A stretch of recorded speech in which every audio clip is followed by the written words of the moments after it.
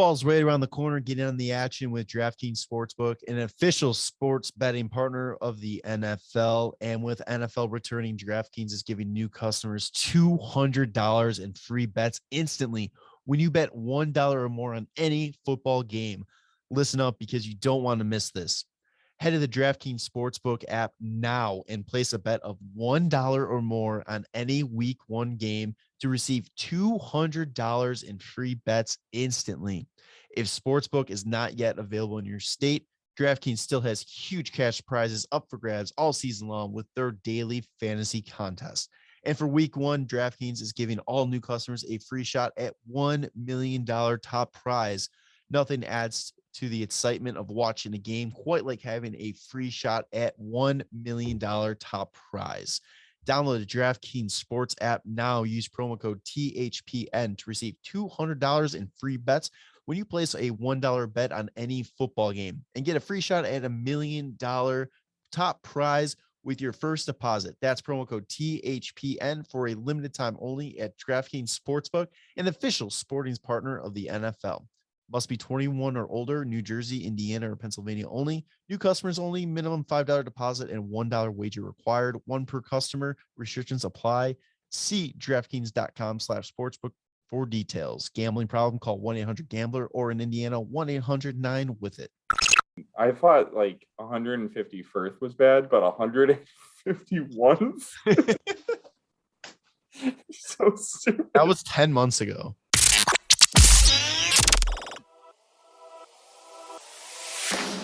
You are now tuned in to the Windy City Benders podcast. This is WCBP. All right, it's another edition of the WCB podcast, part of the Hockey Podcast Network, presented by DraftKings. It's Jarom, it's Tanner. What's up, bud? Nothing much, man. Just enjoying life. Enjoying life. Yeah, I saw a little snap story from the fiance, or Instagram story from the fiance of you just laying out, taking a nap in the sun. Yeah, up on the rooftop, hanging out, catching some sun. It's great. It's the best. Trying to get that wedding tan going, huh? Yeah, pretty much. Try not to look stupid next to her when she's like all tan and good looking. Well, we are slowly getting closer to hockey season. It's going to be September 1st when this episode drops, which means training camps start in a couple weeks, which means preseason hockey is around the corner, which means the regular season is almost here. That's right. 2022, a hopefully full season of hockey. Knock on wood. Yeah. And it's shaping up to be a good one. I think there's a lot of storylines going into this season now that's going to make for some very interesting matchups, games you're going to want to keep an eye on. Montreal versus Carolina might be one of them. We'll get into that in a little bit. But we'll start with some Hawks talk here. And some big news dropped today. Connor Murphy re-signed with the Hawks. Signed his extension a year early. 4 by $4.4 million. I think my favorite thing that you talked about it was like just to let everybody or remind everybody that he was traded for Nicolas Beaudin. It's a 4-year, $4.4 million. Yeah. Like, I just like your response to that too. Sad. Sad face. Like, yeah, no, I remember. What is your feelings about this signing? I love it. I think it's fantastic. He's just become like even more solid as the years go by. And it's just, I think, very dependable. He was probably one of our top defensemen last season. And it's just, it's pretty great when you're looking at what our team looks like 3 years from now, like at least. Because right now, 3 years from now, we have Seth Jones, Jake McCabe, Connor Murphy, and Riley Stillman signed for sure. Yeah. And that's terrible. That's a good top 4 right there. Yeah. I mean, the oldest is going to be Connor Murphy, and in 3 years, he's going to be 31. McCabe will be 30. Seth Jones will be 29, and Riley Stillman will be 26. So it's not like they're not going to be like too old or anything like that. And within these 3 years, we'll see how well they'll all get to meld together and how they play defensively, it would be great. Yeah, it was this signing. I like the sign a lot. I was pleasantly surprised with how it's going with Connor Murphy because I liked him. The thing that I had against him was that we traded Jaroms for him. We lost our guy in Hammer, and that first year that he was on the team, it was kind of shaky. It was a little, growing pains a bit, but like you said, he's proven to be probably our best defenseman over the last couple of years since we've had him. Looking at JFresh Hockey on Twitter, he does these awesome, advanced stats breakdowns and all that. Let's see, his WAR percentage was 80%. He has him listed as a top pair defenseman for time on ice. Even offense, 58%. Even defense, 85%. Penalty kill, 50%. Finishing, 86%. Like he is very solid. I mean, I wish I knew how he got these numbers, but it's very pretty to look at. And it's like, if you were to just throw those in front of me, I'm like, hey, those numbers look like they're numbers. Yeah. Like they look good. I fully wish I understood exactly what they mean, but yeah, the fact that they're blue and things are going up is a great sign versus other ones where it's just like the Seth Jones one that they've made was red going down. Yeah, I know how to read graphs. Yeah. So he looks good though. I mean, just watching the way he's played over the last few years, you've seen him definitely grow into like, that's why he's got the A on his jersey kind of a role. Like I think he's been better in the offensive zone. I mean, clearly he's not the one that we're looking to supply the offense. He's always been a pest. I mean, the crazy thing that's kind of changed from that though is, I mean, Colleton doesn't want him to like fight. We saw that last season. The Domi situation, the situation against Tampa as well, when he labeled Chernak, and then Chernak wanted to, or somebody else wanted to fight him, and he's like, and Colleton was telling him, do not go out there and fight. And the guys are calling him like a pussy and shit. And he was just like, my coach told me not to fight. So, I mean, I'd love myself a good hockey fight, but you know what? This team isn't built to have hockey, guys fighting. We don't really need to. That's not the team's game. That's not their game plan and all that. And guys like Connor Murphy fighting and being gone for 5 minutes is going to hurt us a lot more than do good. You might get a little bit of a pop, momentum a little bit from the boys, riled up, like, let's go. But how long does that last? Definitely not 5 minutes. No. Just realized that this past season was hit, like, he has now played with Chicago longer than he played with Arizona. Pretty great. Yeah. And kind of going back to what you said about, like, you think he's doing better offensively and all that kind of thing. The thing about him is that he's not flashy. No. And the defensemen that seem to really do well in Chicago are the ones you don't even realize are doing well. True. Like, I hate to, go right back to it. Hjalmarsson. He was one of the best defensive defensemen that this team has had, and one of the best in the league. But on that, you know what? You wouldn't have known that. Like, nobody really like sees him that way because his name's not getting called. Like, what he did so well was the stuff that doesn't get put up on stats, and it's not going to be like game changing moments. Big assist, big hit, big goal. And Connor Murphy's that same type of guy, which is why I think he fits this team so well and is so needed, especially when you have a flashy more player with like Seth Jones coming in. Yeah. And these younger guys that are these puck moving defensemen and all that. Like, you need this quiet, just get your job done and do your work and get off type of thing. Yeah. You gotta have that balance on the defensive end. And one of the good things that I'm looking at here too is his just like blocks and hits. Like, he's good for over 100 in each, like these past few seasons. He's been getting more and more ice time. And we saw that, like, I think he was pretty much ending the year with more ice time than Keith. Like, you can see that he was becoming like our guy, our number one guy. And this past season, he had 123 blocks and 102 hits, and that was only in 50 games. So, I mean, good for 2 blocks, 2 hits a game. I mean, it's a good way to be trending. I mean, and Insane. just eating up that time on ice too, and it's fantastic. So what you're saying is he's a sneak pick, sleeper pick in fantasy too. If you got if you got blocks and hits, yeah, he's good for maybe 20 points if you're lucky. Right. So looking forward now, pulling up the Hawks. He also was a plus the last 3 years, which is surprising for how bad this team was. He was a +1 last year, +2 the year before, and a +12 when that team was trash. That's surprising. That's good. I mean, that says a lot about him. Yeah. So looking at this D going forward for the season, Seth Jones, Calvin DeHaan, Jake McCabe, Connor Murphy, those four I think are written in stone, are going to be somewhere in the defensive lineup. Yeah. I'm curious to see like what happens with Calvin DeHaan, if they try and play with him this season, or if they just hold on to him and are expecting him to like get hurt at some point. Yeah, I don't know. I like Calvin DeHaan. I like him a lot too.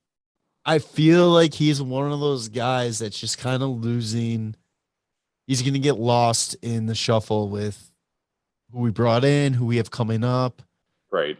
I don't see him as a part of the Hawks' future. They kind of make it seem that way with all the moves that they make. He's like getting these other defensemen to come in, starting with Riley Stillman last year, and like Wyatt Kalynuk's he showed like he was ready to go in the NHL at the end of that season. They went out and got Caleb Jones. Like, I don't even know if Caleb Jones was really, they were trying to acquire him as like, oh, we really want you, or is it like, oh, like, hey, Seth, your brother's here, like, yeah. Well, then too, you also like looking at that too. You have Ian Mitchell, who is probably starting Rockford, who is as soon as he finds that confidence, I think he's called up and he's ready to go. I think Mitchell probably gets a year or two in Rockford just to size up. Yeah, I think if maybe post trade deadline he'll get called up. Also, kind of really depends on where the Hawks are sitting. Towards that last like month and a half.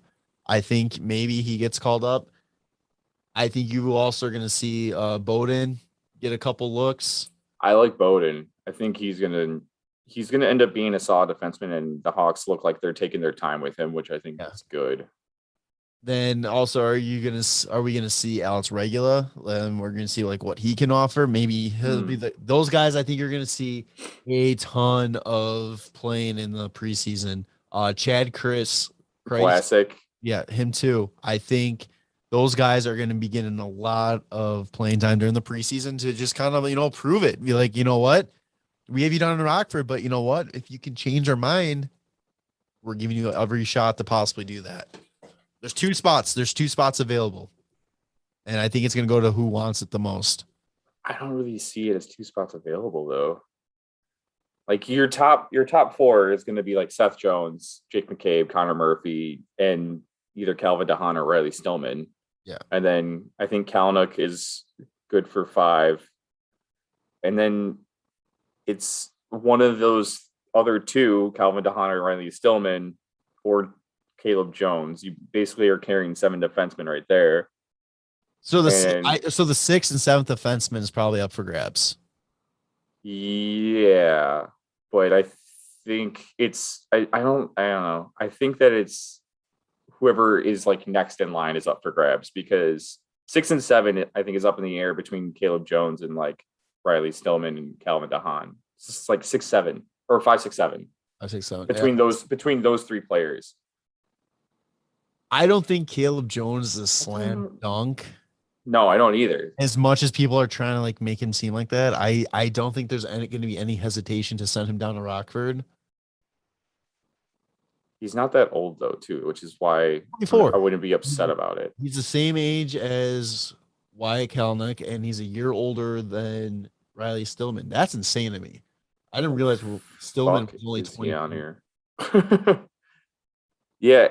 Oh, Stillman's he's a young kid. I didn't realize that. I thought he was at least 30 or 24 or 25. I can see that. I don't think he hasn't really played that many games in the NHL, has he? I just, because the contract that he got, his extension he got signed to, I just assumed he was around more. I mean, I know it's only I see what you're saying. Yeah. Considering what some of the younger guys have been getting, like extension wise this year, that's why I was a little shocked. I literally cannot find Caleb Jones on Hockey Reference. Why am I having such a hard time? Because he's not real.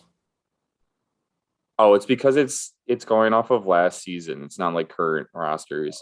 Yeah. Oh my God. I thought I was losing my goddamn mind. 4 points, which was 4 assists, -7, 6 penalty minutes in 33 games. He's played 93 NHL games, only has 19 points, -17 overall. All right. Well, I'm excited still, We'll see what happens. But like I said, that top 4 is, I think, pretty much locked. Or at least the top 3 is fucking locked for sure. Top 3 is locked for sure. Save Seth Jones and Connor Murphy. Connor Murphy's going to get less playing time than he has last season because, I mean, him and Seth Jones both play the right side. And you know what? That's fine. You Yeah. know what? I would love to spread out the ice time between those guys. Don't kill them. Don't let them be Duncan Keith where they're playing, half a game every night. Seth Jones did that in Columbus. He was playing, 26 minutes? He averaged like 26 minutes or something like that. Yeah, something stupid. Like, it's so stupid. Like, that's another reason why I think, you see his numbers go down a bit because he's fucking overworked. He has to carry that defense on that shitty team. You're not going to see good numbers when you're being overplayed and you have nobody else to rely on. Wonder who's going to be on his left side to start this year. McCabe. You think? Yeah. Yeah, I think McCabe. I don't know. Just because we kind of talked about, was it last week, kind of how McCabe and Murphy were, good buddies. Yeah, I think they might end up being a deep pairing, but we'll see. Ooh, Wyatt Kalynuk and Seth Jones together. Who's playing defense? That's true. I was thinking Calvin Haan might even start the year with Seth Jones. Or even Riley Stillman, maybe. But I think there's going to be a rotating cast of characters on the left side of Seth Jones because he's going to be eating up so many minutes. Yeah. He's going to probably have a couple of D partners with him. Fuck, I bet you Caleb Jones is his partner for a little bit too. Yeah. Just to see if there's any chemistry there.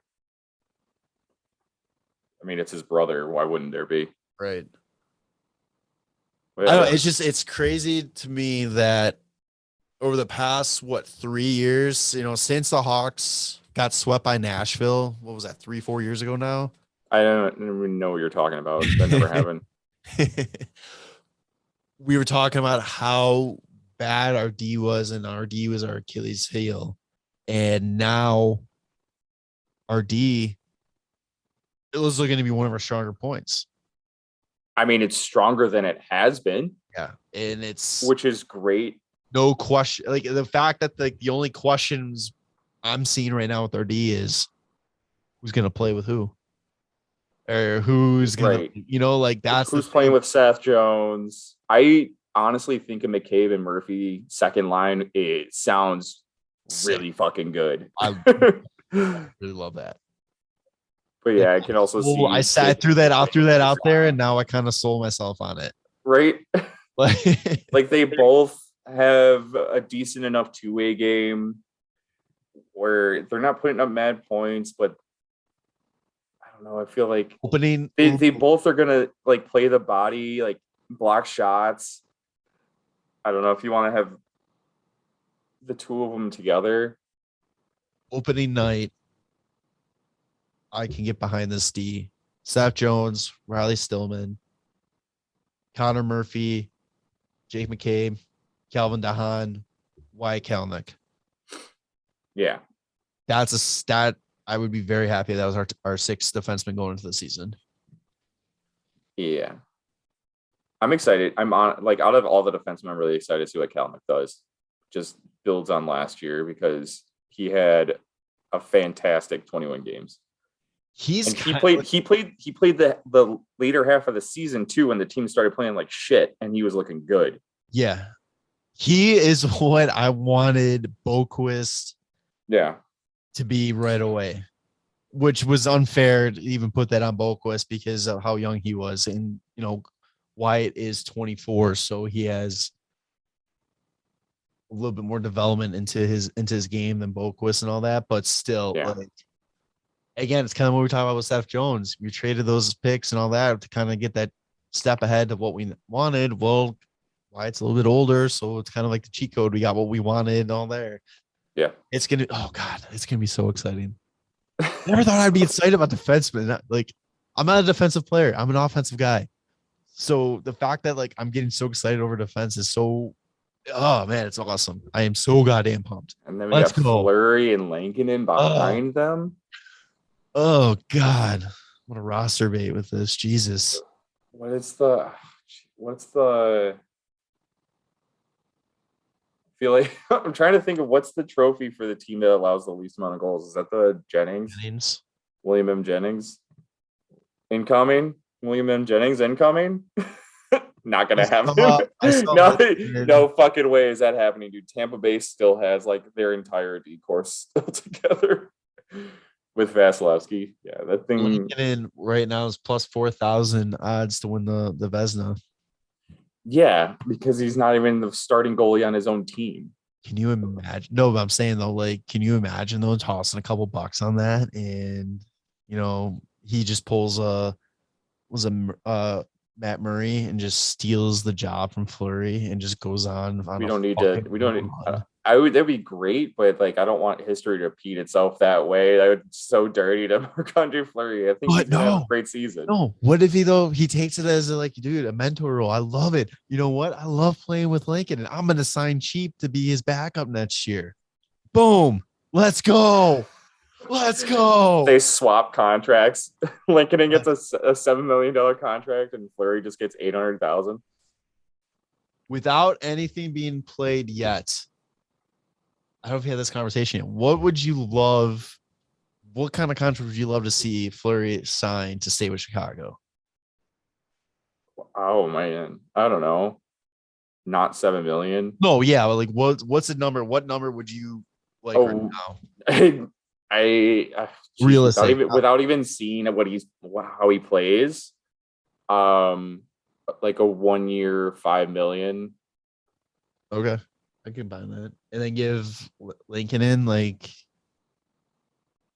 I don't know. That's the thing. Like depending on how they play, if Lankinen, Lincoln 100% has to be based on his Marc-Andre can get a contract right now based on being Marc-Andre. Yeah. If Lankinen does really well, we might not.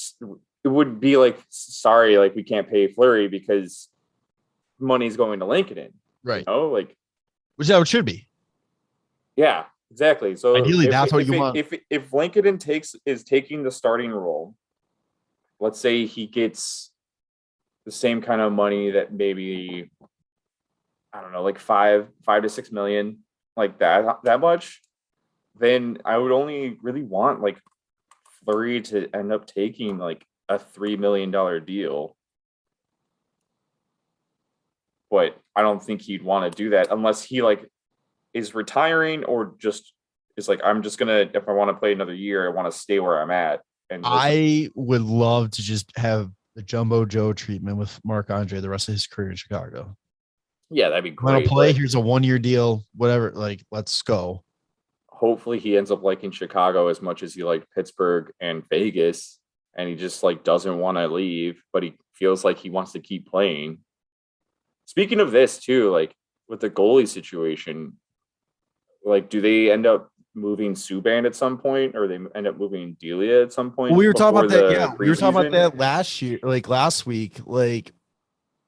You almost have to. It's not fair to Subban, Delia to keep them in limbo like that. Plus, it's not fair if we have any younger guys coming up that could use Rockford more than those two. Yeah. I mean, Subban and Delia are the exact same age. I think you can get more in a trade from Subban. And it's not like he's the future for us. That's the thing. I think moving Delia is the play just because that kid deserves a chance somewhere else. Subban has had a chance to play, Boston, Vegas, Chicago.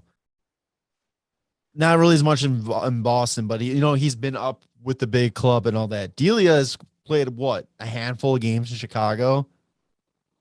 Right. But the way I'm looking at it is, let's say Fleury decides to retire at the end of the year. Who would I rather have backing up Lankinen out of the guys that we currently have? I'd rather have Delia. Because of the fact that I think we can get more from Subban in a trade right now. They're both UFA. And they can both end up being decent backups. If I'm Delia, though, I think I'm just playing out this year and I'm gone. I'm testing the market. Yeah, you can test free agency, end up signing a deal in Buffalo or end up in fucking Ottawa or some shit. But I kind of feel like trade them both. Yeah. Who cares? It doesn't matter. We have Lankinen and Fleury. Who fucking cares? The only other goalie that we have signed right now is that Arvid, was it Soderblom? Soderblom, yeah. And he signed for 2 years, so he's a RFA after the 22-23 season. Plus, we have whatever draft picks we've had recently. That's one thing. And the Hawks can always just go out and get somebody in free agency if they want to just fill out their minor league. Cap friendly, if you're listening, that's the one thing I wish you would do is signing guys that the teams have drafted that might not necessarily be under contract, but still in the organization. Oh, just yeah. Just to kind of see, because who's where the players they have the rights to. Yeah, I think they have it on the Hawks website. I'm checking right. I don't know. Hawks I doubt it. Has it? Yeah, because they have Drew was it Camiso? Yeah, their second round pick last year. Yeah, and Dominik Basse Basse. Okay. They're both 19 and 20 respectively, so they're a ways away. Yeah. Oh, and there's also not Ivan Nalimov. The thing I'm usually never upset about is the Hawks have really good European scouts already. If anything, they can probably get somebody straight out of one of the Euro leagues and come in and play pretty goddamn well, like how they did with Antti Ranta. This guy, the Hawks drafted in 2014, round 6, 29th overall, the 179th pick, 27 years old, 6'4", 210. Jesus. Oh, I thought you were going to tell me some good stats. You're just telling me his size. Oh, his size, yeah. Let's see, stats. Wow, and he played in Rockford last year. Oh, really? Is he just on a minor league contract? I'm assuming then. There's no stats on him. Oh, Ivan Nalimov. I mean, he's 27. Yeah, so he's got. That's got to be okay. Is he going to be the guy? 5 games in Rockford last year in a 3.43 and 8.85. Yeah. Yeah, I don't think so, bud. No, let's I guess re-sign Delia. Keep him trapped until we need him. How's Comesso doing? This past season, 915, 299, 11 games at Boston University. Keep it up, bud. He's got a few years though. Oh yeah, no, you don't see him for another 5 to 6 years probably. He probably doesn't even get signed until the last year of his eligibility before he becomes a UFA. Yeah, and hopefully he signs an NCAA player. Doesn't end up just walking away and signing somewhere else. Yeah, I don't know. Goalie, as good as goalie's situation feels in the present, that's something that needs to be looked on. They need to start planning that. That's so we're not in this situation again where it's a big name retires or leaves, and then it's well, what the fuck? What are we doing now? Yeah. We fucking walked into Marc-Andre. that was stupid luck right there. Yes, it was. He's not a solution. He is just a temporary fix to hopefully get Lankinen ready. I mean, like I said before, it's the whole bringing in Marty Turco to get Crawford like set up, which is great. But we definitely did get very lucky with that. So dumb luck. I feel like this offseason's been pretty stupid lucky. Other things, Hawks wise, ex-Hawk Dominik Kahun potentially going back to Europe, which is surprising to me. Yeah, I wonder what he's asking for, if that's an issue or like what, because he's a solid role player. Yeah. Where he ended up Edmonton last year? Yes. He started in Buffalo. Where the hell did he go? I'll just fucking search for him. But yeah, he's a solid player. Oh, he started in Pittsburgh. He got traded to Buffalo, part of that Sheary trade, I think. If I'm wrong, he started in Pittsburgh, got dealt to Buffalo. Oh, we traded him to Pittsburgh. Yeah. That's right. And then he got traded to Buffalo, and then Buffalo traded him to Edmonton. We traded him for fucking Olibana. I completely forgot about that. And then he signed last year in Edmonton. Oh, okay. But did he get traded from Pittsburgh to Buffalo? Yeah. Okay. What part of the trade? The Sheary trade? Yeah. Okay. I was losing my mind on that. Last year he had 15 points in 48 games. Was that last year? Yeah, 2021. Only played 2 playoff games. There 4? Yeah, I don't know. I guess I thought he was a decent player, but I guess nobody is looking for role players right now, or there's so many teams that still haven't signed like all of these RFAs still, which is hilarious to me. Well, speaking of other players too, John Quenneville selected by the Kraken. They just straight up said, nope, we're not qualifying you, nothing, you can go. So he'll end up in overseas too, I think, which is kind of hilarious because now both picks in the last 2 expansion drafts from the Hawks, TVR and John Quenneville, never even played for the team. TVR got flipped to Carolina. Is he still in Carolina? No, now he's in Washington. Oh, that's right. Yeah. But so it's like, yeah, Hawks just offer up shit apparently, and that these expansion teams with no players are even like, we don't want that. No, it's okay. No, we're good. Can we have Kane? No. Well, at least Vegas got a pick for TVR. Quenneville just walked. Yeah. I don't understand the whole expansion draft this past year, but okay. Could have had Carey Price, but didn't want him. I still don't know if they legit fell into Montreal's plan of saying, oh no, he's injured, he's gonna be out, all this blah blah blah. If they just legitimately were like, nah, we want cap space. Yeah. Cap space, I guess, is what they wanted, but we'll see what they do with it. They still have $9 million in cap space. That's it. Jesus, yeah. They have even. Well, they got Giordano's in his last year of his contract at 6.75. That's gonna be coming off. I'm shocked he even stayed. Like I felt like he was gonna be picked up and dealt.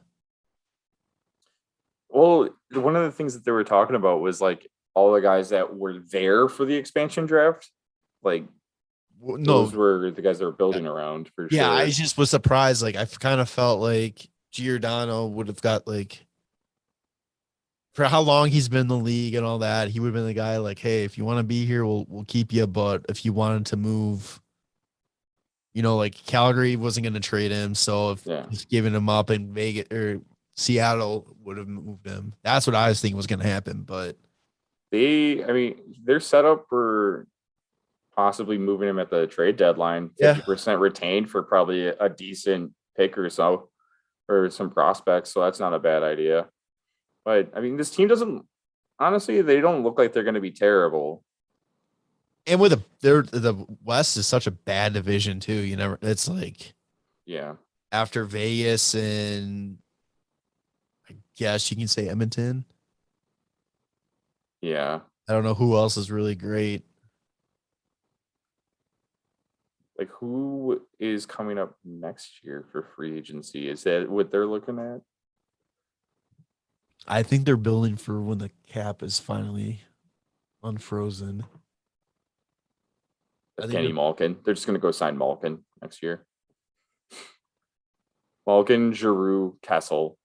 Boom. They're going after everybody. Dude, I would buy a Kessel's Kraken jersey in a heartbeat. That'd be pretty nice. That'd be pretty so nice. Sick. Yeah. Last little thing of Hawks, huh? Oh, yes. You want to go Sharpie? Oh, no, it's two more things then. Oh, what were you thinking? I was talking about the change in the in-studio game. Oh, I forgot about that already. But yeah, Patrick Sharp going going to Vermont as a coach advisor? Yeah, coach advisor. He played there from 2000 to 2002. So back to his roots. 2000, yeah. Yeah, 2000. Solid. I don't really know exactly what a coach advisor does, but cool. He advises the coach. Yeah, like gotta coach the coach, advise the coach. Like Babcock, isn't he doing that too somewhere at some school? Oh, I don't know, probably. Dylan Strome got engaged. There you go. That's another news. Yeah. Steve Conroyd looking to trade him. Yeah, Steve Konroyd and Jamal Mayers are out as in-studio analysts for the Blackhawks. They brought in Colby Cohen as a content analysis, which they are pretty much saying he will be doing pre-game, post-game, intermission reports, and he will also fill in for Eddie Olczyk when he's doing games for TNT. Weird.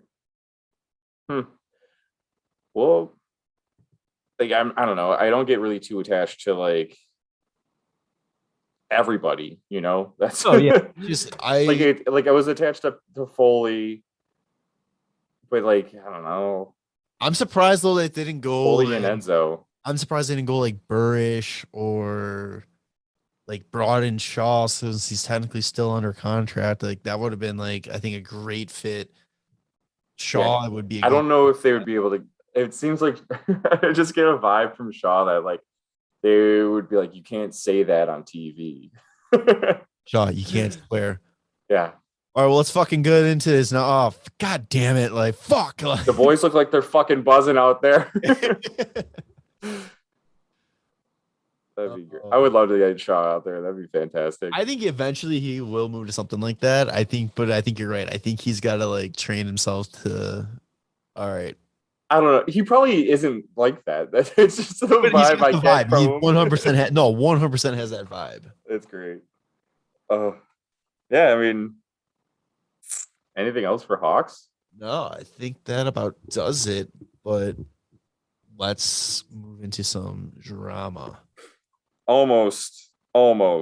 Before the drama started, Carolina did go out and sign probably one of their premier players for a deal that I still cannot believe. They got they signed it or they offered it? That they got it signed. Okay. Like Andrei Svechnikov, who we were talking about before, who's fucking insane. He's only 21. I was saying this like I think last time. I don't know. He's 21 years old, already has 205 games played and 140 points.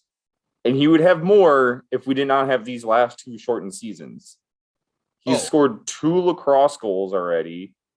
He's insanely talented offensive player. He's only a +10. That's kind of funny. He signed an 8-year deal for $7.75 a year, which is insane to me that he gives up 3 years of like UFA eligibility and signs a deal for less than what he's worth. Yeah, I don't know how he pulled that one off, or Carolina pulled that one off. It's crazy. And then the same day, Philadelphia signs an identical contract, but it's going to Sean Couturier.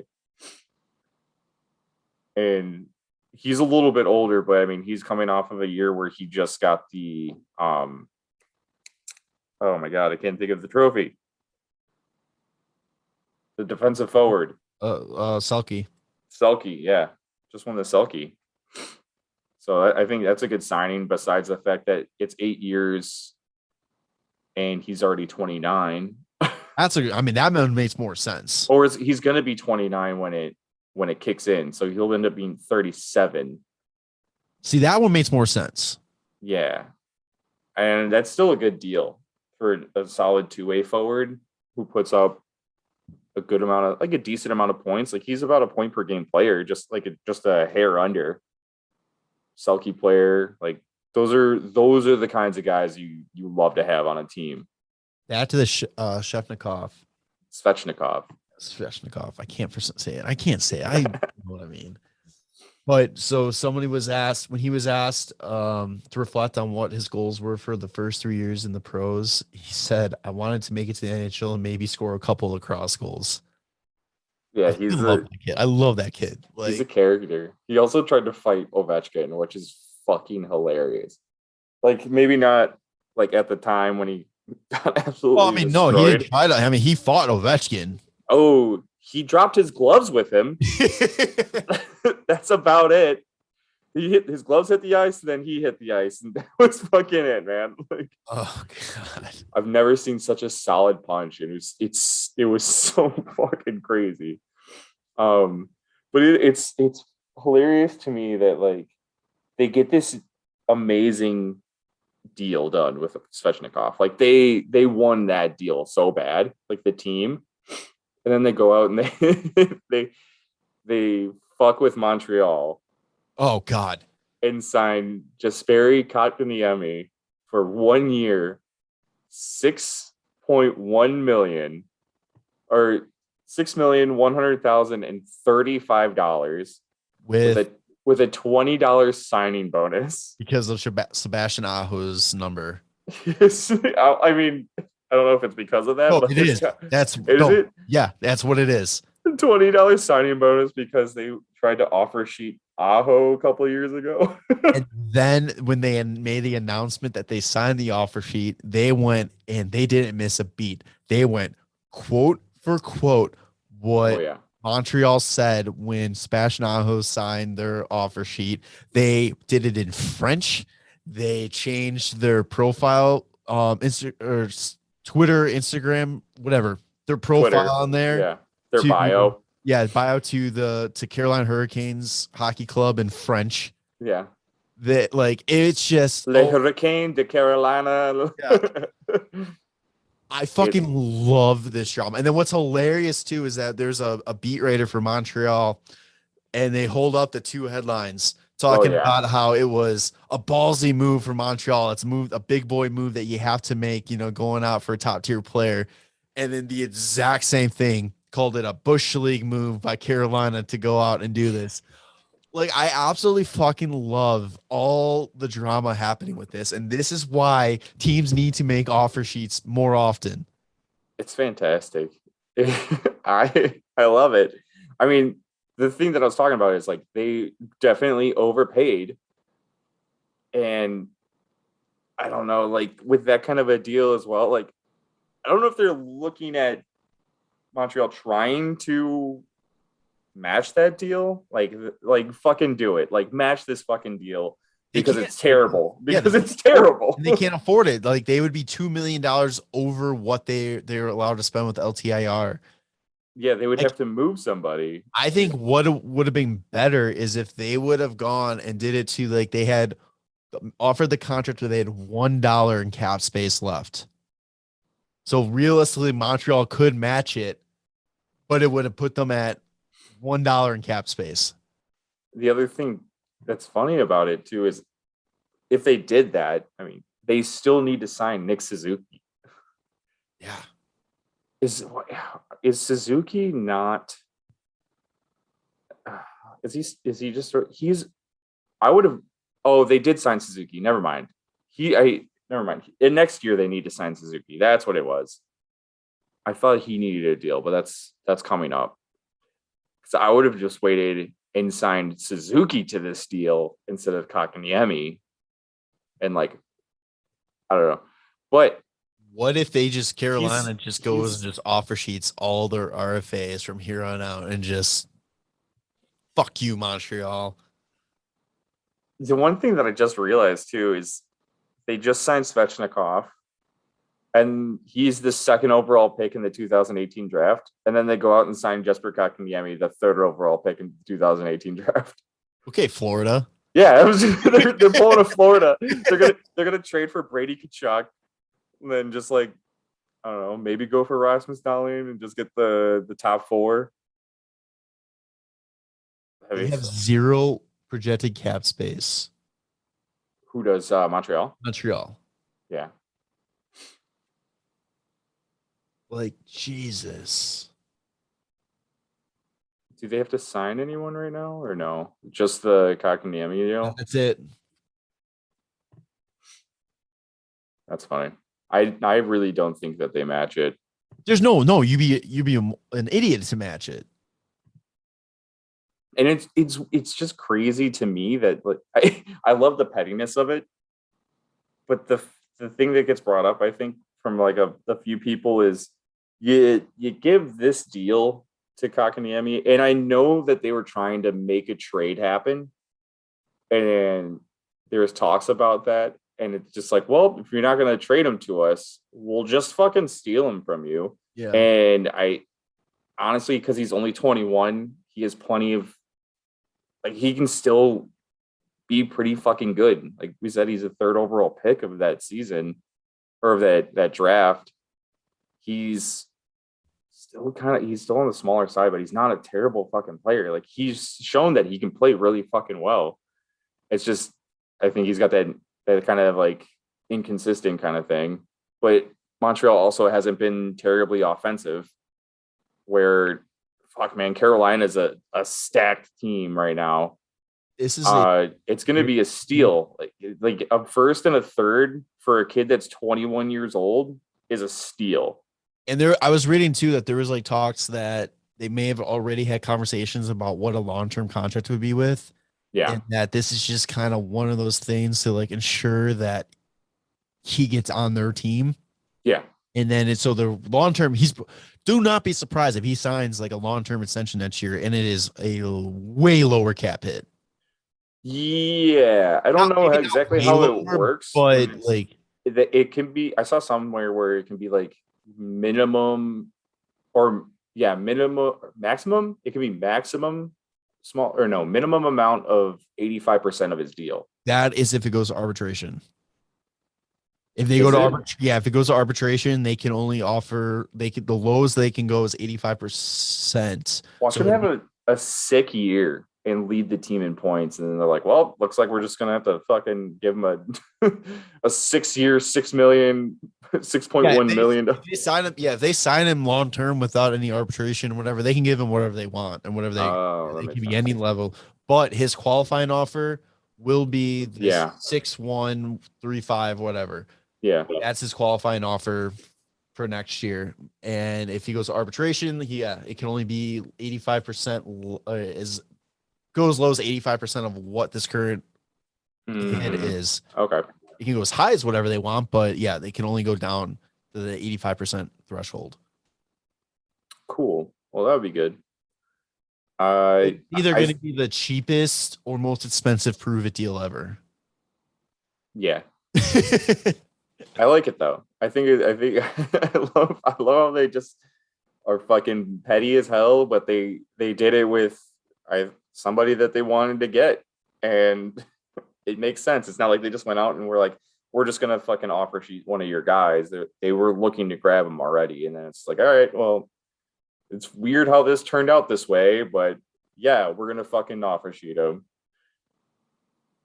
What's What I saw a tweet too was low, like, because let's face it, Kotkaniemi, he has potential to be great, but right now he's not a great player. Like, it's from what he's shown so far in a short career, it's just definitely not worth what this offer is and all that. And people are pointing out that, okay, cool. So you want to go and do this petty bullshit, but you refuse to re-sign a Calder nominated goalie. That's what I was actually getting at. I forgot about it already. And a Norris defenseman who's in a Norris conversation. Yeah. Like, you refuse, like, the whole Dougie Hamilton thing, I understand a little bit more because he's looking for like $9 million, but I don't understand the whole basic $3.5 million for Nedeljkovic. Because like if you even sign Nedeljkovic and get rid of Mrazek, you can still sign Ranta for $2 million, and then you're saving $1 million in your goaltending tandem. Yeah. But they went out and got Freddie Anderson and Antti Ranta. And I'm just like, all right, well, you do you. But that's why, like, they were making all these decisions based on like spending money, and then they went out and went like, watch this shit though, LOL. And like, fucking as much as I don't want to see Detroit do good, because fuck Detroit, I hope that Ned just fucking tears it up and becomes this Vasilevsky caliber goalie. Well, I would really not want that though, like, because as long as they're in the Eastern Conference, I don't give a shit. Yeah, that level. I'd like for him to be good. I just don't want them to end up being dominant because of how good he is. He's going to be good. Let him be Carey Price. Let him be Carey Price, where he's awesome, but the team just can't do shit. Yeah, that's fine. Yeah. Okay. Compromise. There we go. Perf. Whoa. Who's this kid? What else? Olympics, huh? Yeah, so we should allegedly have the answer if the NHL players are going to the Olympics by the end of this week. Knock on wood, it happens. It just makes the game better. It makes it more entertaining. You grow the sport if the NHLers are out there. They are saying that one of the requirements will be, though, that any player going over has to be vaccinated. Yeah, which makes sense, but that'll be interesting too to see, because you don't hear as much of NHLers like holding out on vaccines and all that. I think Lehner's like the only one that really like has voiced it, but he's been vaccinated. I don't know. Anyway. Well, yeah, he was upset that they were told if they got vaccinated, they would get more freedoms, and then it didn't happen. So what were you saying? What percent of the NHL is vaccinated? 85. That's good. It's not as good as some of the other leagues, but it's getting there. But it's better than one of the other major four sports. I'm wondering, MLB. I'm wondering if there's going to be any players, like, let's say they do end up going to the Olympics, if there's going to be any players that hold out because they refuse to get vaccinated. Like, watch, like, what if it was like McDavid and Crosby? I think the players that are holding out getting vaccinated aren't guys that are going to be,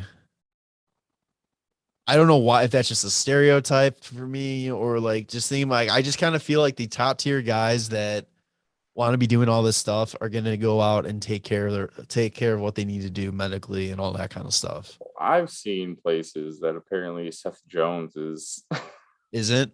It's like an anti-vax person. Oh, that's just all we need is him to be out there. People hate him for that. Yeah, I don't know.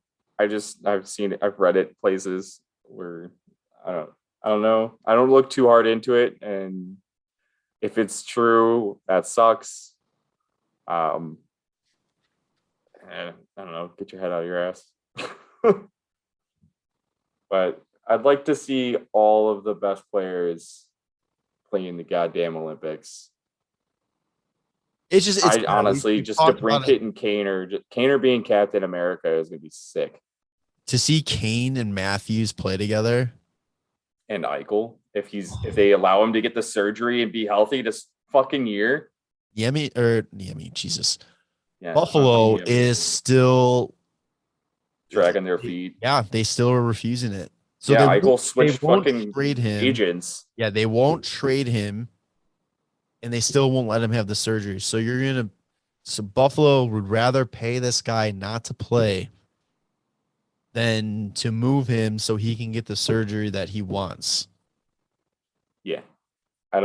They're probably asking like for a whole team. They want the Eric Lindros deal. Well, they're fucking up. They're fucking themselves over by not letting him have the surgery, because I don't think they're going to get anything for him if there's this time period, because now it's at the point where he's going to miss training camp and I think the start of the season. Yeah. Because of this. If they would have dealt to him earlier in the offseason when this all was like the plan, they said he would have been ready for his training camp. And you could have got a bigger haul.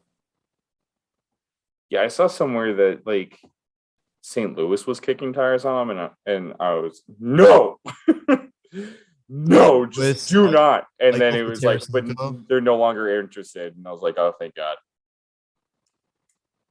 Like I'm to the point too, though. It's like looking at cap friendly. Even I just fucking close it out. God, dang it! You smart. Who does St. Louis have that they would send over? Well, I'm looking at cap space. He's got what? What is Buffalo Eichel sit? 10.5? 10. Just 10 flat? Yeah, 10 flat. He's teams. What are you looking at? I'm looking at just who's like cap space that would allow it. I mean, obviously they're gonna want NHL ready players as well as prospects and picks. So, I mean, you don't really have to look too hard into like whose cap space is going to allow it. I know. I'm trying to look at like people though, like that are maybe wavering that can afford it and also could move some guys and who would be realistic. Like, all right, so you can count out Tampa, Winnipeg, Dallas, Edmonton, Chicago, Montreal, Carolina, Toronto, and Vegas. I bet Boston can just fucking screw him over again. You think like if Boston threw in like a Jake DeBrusk, he's supposed to be moved. He's supposed to be getting moved. Throw him in, throw in someone else like Trent Frederick, who's a young guy, who's a bruising kind of fucking player. Throw in a goddamn pick. I don't know, throw in a prospect. It's maybe a pick or prospect, like those two guys. You probably need to give up at least like two firsts. Like, can you imagine having fucking Patrice Bergeron and then Jack Eichel as your 1-2 fucking centers? That's insane. Everybody that Taylor Hall and Eichel reunited at last.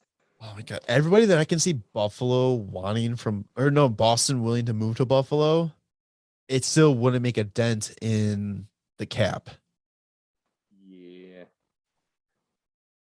I don't know who would. Nick Foligno 3.8. That's too good for them. Jesus. Fun stuff, man.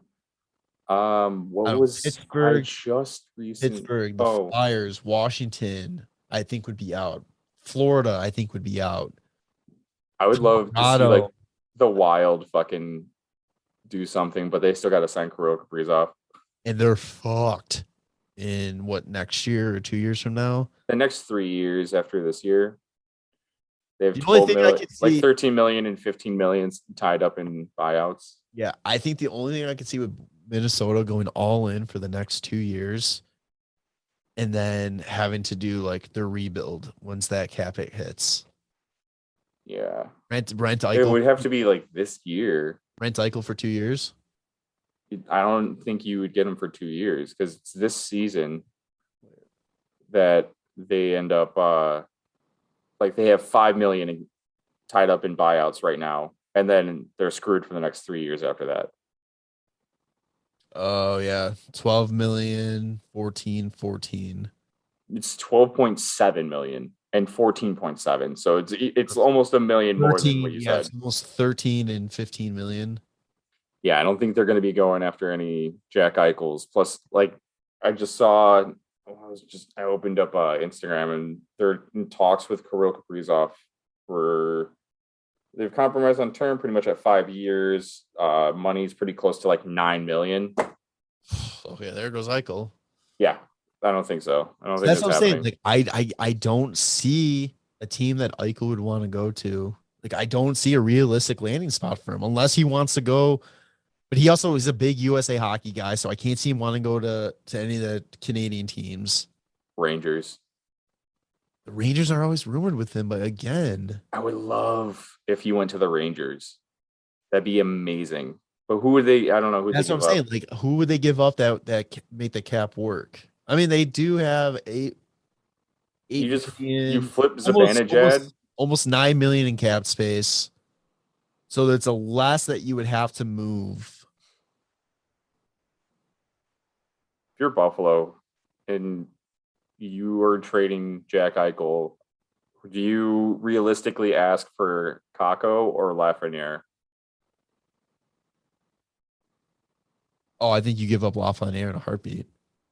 You think so? Based on the 1 year.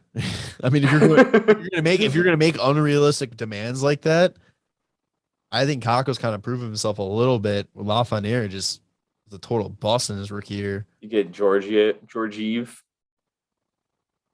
get their backup goalie who wants out. Adam Fox, yes for. Yeah, there's no fucking way they're trading Adam Fox. He's still I'm surprised that we haven't seen Adam Fox get an extension already. You just want a fucking Norris, and he's on his ELC still. Like, that's insane. He's only 23. That's insane. Yeah, God, I can't. I'm wondering if they're gonna regret giving Jacob Trouba so many years at $8 million. Now that they have Norris Trophy winner Adam Fox. I don't know. I think. How do we? We're talking about the Olympics. How do we get to Eichel trade? You're talking about how awesome it'd be to see Kane and Matthews play together, and you said and Eichel, and then there. That's right. That's right. I was like, what the fuck were we talking about? Other things from the Olympics is they showed the groupings and the USA, Canada, Germany, and China. So it's in Beijing. China automatically gets a bid. They're with USA and Canada. And Germany's going to be really good. They have fucking Draisaitl. Draisaitl's going to put up like 20 points alone. So Group A, Group A is Canada, USA, Germany, China. Group B is the Russian Olympic, whatever ROC stands for. The committee. Russia is a committee. Yeah, I think so. Czech Republic, Switzerland, and Denmark, and then Group C is Finland, Sweden, Slovakia, and Latvia. This is Denmark's, I believe, their first Olympic appearance. Switzerland is always a dark horse, but if you can get Russia, will be dangerous. If you get NHLers, Ovechkin wants his gold medal, so that team is going to be. Yeah, that's going to be a dangerous team. They're going to be good. Panarin and Ovechkin, Malkin, Kucherov. Oh yeah, Datsuk. We'll see Datsuk play. Kovalchuk, let's go. Jesus. I'm trying to think who else. They'll have a solid team though. I'm excited. I like after like not watching the last Olympics, I would be more than happy to watch this one. I feel like Group A will be the two-headed race between Canada and USA, hopefully. Yeah, hopefully. Germany might surprise. Group B will be Russia versus the three, with I think possible Switzerland, surprise. And then Group C is Switzerland. Yeah. Okay. I mean, they've always throw up upsets. They always seem to be right there. Didn't they shut out Canada one year, like when they were in Italy, the Italy games or Italian games, whatever you want to call them? I don't know. Was that when they had Jonas Hiller in net and he was just playing insane? Stupid shutout, like it was maybe like 50-something shots or something like that. And then Group C will probably be the most competitive one, just because I feel like Finland, Sweden, Slovakia are all right there. Yeah. Latvia, I mean. Thanks for coming out, Kopitar. Latvia, Denmark were like last teams in, like they had to do their play-in. I think Slovakia too was in that. I'm just curious to see how many goals China lets up. Do you think that they even televise the Chinese like hockey games in China? Yeah. They watch their team just get absolutely murdered. I mean, because they're gonna play Canada and US, so of course those ones will be shown, but I don't know. Like who set up these groupings that they were like, yo, fuck China. It goes by ranking. That's crazy. It's gonna be so bad. This is the international ranking. It's Canada's 1, Russia's 2, Finland's 3, Sweden's 4, Czech Republic's 5, USA 6, Germany 7. USA 6? Yep. Switzerland Wow. 8, Slovakia 9, Latvia 10, Denmark 11, and China 12. And the only reason China's 12 is because they're the home country. So Slovakia, Latvia, and Denmark had to qualify this past weekend. So those are the three last ones in. So Slovakia beat out Austria, Poland, and Belarus. Latvia beat out France, Italy, and Hungary. And Denmark beat it out Norway, Slovenia, and Korea. Well, too bad. Maybe next time. I think it's gonna be so. I love when like U.S. and Canada face off ahead of like the kind of playoff, like in the round robin. Yeah, so much fun. So much fun to watch. Yeah, speaking of fun to watch, I mean it's already happened after this post, but Women's World Championship Hockey Canada versus USA for the gold medal tonight. Yesterday, when this is posted. Yeah, so either Canada or US had the gold medal. Go US. And one of them will have the silver medal. That's USA. Let's go. All right, anything else for NHL Hockey Talk? Nope. All right, so we're going to do a quick little draft here, starting lineup. So this one comes from Reddit user NorthernBuffalo. He posted on there, and that kind of gave the inspiration for this, is you're about to sign a 5-year NHL contract. Who was on your 5-team no-trade clause? So, Tanner, you want to go first? Yeah. No, I went first last week. Did you? Yeah, because I grabbed the defenseman. Oh, yeah, you did. You son of a bitch. Yeah, figure it out. I will just go plain and simple Detroit. Okay. Detroit? Yeah, it's a mix of like my personal feelings towards teams and like I don't know, teams that nobody really wants to play for. There's teams that are rivals of the Hawks that I would still play for, but Detroit, I couldn't play for Detroit. I couldn't do it. Not even in the Little Caesars Pizza Arena? Fuck no. It's a nice stadium though. I will say that. I can't wait to go see a game there. Hopefully this year. My one is going to be St. Louis. See, same reason. Yeah, absolutely. Are you kidding me? Do you want to snake draft this, or do you want to just go boom, boom, boom? No, we'll just go boom, boom, back and forth. I'm not worried.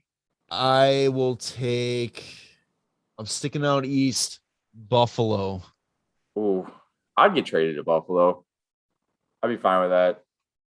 Just because when you are about to sign another deal, you're going to get paid. Or you're going to get so paid. You get dealt somewhere that's going to be a contender. Exactly. You get a trade deadline deal going somewhere else. I'm going to go with Winnipeg. Because it's cold? Yeah. Because it's fucking cold and miserable. All right. This can be a controversial pick, I think, but I have my reasoning. I'm going to say Chicago. What? I think so. The reasoning is assuming that I was good enough, I was a great player, whatever. The pressure of being a hometown kid playing for Chicago seems like it would be too much. I don't think because I wouldn't want my love for the team to be ruined because I fucking sucked while I was playing here. What the fuck?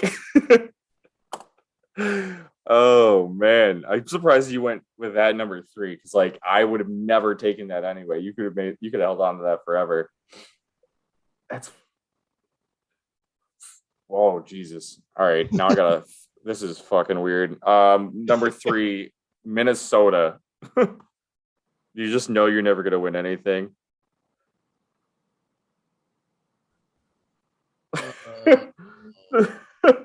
I blew your mind, huh? Yeah, what the fuck? I would like for sure want to be played in Chicago. So yeah, it's like damn if you do, damn if you don't, man. Like I couldn't. I would hate to be like associated as that shitty hometown kid that played for the Hawks, that the Hawks blew money on. Or I don't even know if there is anybody you can call that. Like everybody loves everybody that played. I don't want to be the first one. I don't want to be the first one. Yeah, you're not. It's okay. Not gonna be. Oh, let's see. I'm in all in our division so far. Yeah. I'm going to go with the Ducks. Okay. Unless, see, that's the only thing. Unless they want bats and Mighty Ducks jerseys. But right now, I would say Ducks. Okay. I'm gonna go Boston. I don't like Boston. That's a good choice. Good pick. Good pick. I had to go outside of the division. Well, yeah, no, I can't stand Boston. Oh man, there's so many teams here. Last pick. I'll go Nashville. Nashville. Okay. As much as I would love to live in Nashville, couldn't. Fuck the Predators. So this is my last pick of the whole thing. Do you need a reminder of who's off the No. I'm good. I'm leaning towards Arizona. But they're bringing the Kachina back. It doesn't matter. They're just so not like it. They don't even have a stadium. But here's the thing. You might go to a town, play for a city with your name in it. Oh, if they relocate to Houston, thanks, man. That's a good one. We played for the name on the front of the jersey. That's crazy because my name's also on the back of the jersey too. The Houston Tanners. Oh no. I don't know. I wouldn't want to play for San Jose. Is that you're going with? Yeah, I'm gonna go San Jose. Just because I don't think the team's going anywhere anytime soon. Plus, they have all the problems. I don't know if you heard or saw this online, but it was a Hurdle. Yeah, thinking about getting the fuck out of there because of the culture issue that Evander Kane is causing. Who also got a restraining order against his ex-wife because his soon-to-be ex-wife. Yes, says that estranged wife is abusive towards him. Dude, the Evander Kane saga is insane. It's been a wild fucking year and a half for Evander Kane. And it's not even close to ending. No, it's more news comes out weekly. It's just like, how can this get any fucking weirder? All right. It's fucking, it's crazy. Yeah, but no, I don't want to be in San Jose for that shit. And plus that team is like pushing 40 on all of the players that are like signed for like 3 more years. But you get to play with EK65. Yeah. That would be cool, but that'd be it. That would be it. Yeah. Any honorable mentions? Or do you want to Arizona? Arizona. Okay. I would say let's not do the honorable mentions up for Arizona because you know what? Let's do next week. You had the 5 no movement clause. Let's do the 5 that you'd be willing to trade to. Do that next week's draft. Okay, dibs on Chicago. Ed, that's fine. I know. I'm not gonna take Chicago. It's a pretty obvious fucking answer. Yeah. All right. Chicago. Should I go with somebody else? Should we just assume that we no, you're Chicago? You said you don't want to get traded to Chicago. No, that's fine. Okay, no, I don't. I still stand by what I said. I don't want to play home market team. I don't. I don't want Yeah. Okay. Great. So, all right, next week we'll do the draft of the 5 teams you'd be willing to take a trade to. Yeah. Other than that, do you got anything else you want to talk about? No. Got nothing. All right, so this was episode 151. I'm naming it this week in honor of Superfan Ben, the 151st, which if you listen back, way back when, I was talking about a draft pick that the Hawks have, or we trade to the Hawks, and instead of saying 151st, I said 151st. And there you go. Yeah, so that's what we're calling it. Episode 153rd. I don't even know if I'm saying it right. How I said it. 151st. So, yeah. So make sure to follow us on. It's stupid. Okay, good. Okay. All right. I got it. 151st. I gotta find the audio on that. He even made a little video to remind me that it's so dumb. It had to be done. I'm gonna find it really quick. Yeah, okay, bud. It's not like you don't mess up every 2019 word. 5th round pick, which was originally Tampa Bay's 151st. 151st is what you said. God, I'm an idiot. 151st episode. All right. And I'm gonna do dumb. And I'm gonna do in quotations. Jaroms an idiot. Just oh my god. Not that it needs to be said, but it's not even. I thought like 151st was bad, but 151st. So stupid. That was 10 months ago. Oh. I don't even know what we were talking about on that. But all right. So make sure to subscribe to us on YouTube, Apple Podcasts, follow us on Spotify, follow us on social media at WCB Podcast, follow the Hockey Podcast Network at Hockey Podcast Net. Use the DraftKings code THPN. Exclusive offers, football season's coming up, all that good stuff. Hockey season's coming in. Make some bets, make some daily fantasy. Leave us a 5-star review on Apple Podcast. And yeah, other than that, I got nothing else. You got anything else, Tanner? Nah. All right. All right. So for Tanner and Jarom, we'll check on the next one. All right. Love you, boys. Bye.